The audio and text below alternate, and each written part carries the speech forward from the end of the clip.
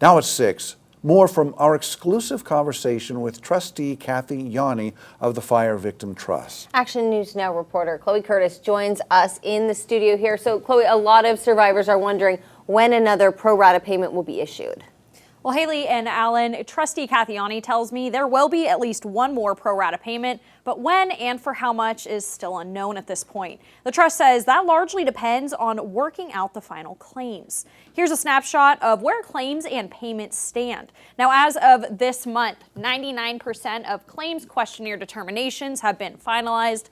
More than $12.4 billion has been paid out, and the trust has received releases from more than 90% of all eligible claimants who now face a deadline if they haven't done that. This last 10%, in order to help get them in the door, I felt that if we had a cutoff date, which is August 15th, then that would help us get the remaining 10% in.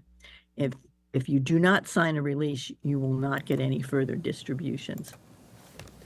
Yanni says the trust also has a special team helping the pro se claimants to help get them their releases in. Before the trust was formed in July 2020, the bankruptcy court approved a plan of reorganization requiring in part that each fire victim claimant sign 2 releases, either an individual release or entity release and an insurance made whole release. You know, all this for people who did not want their houses to be burned down. We're not responsible for the houses burning down, but they want to get some money. It's not an easy process to go. So what you're talking about now, if they want to check the releases to make sure they're doing the right thing, what can they do?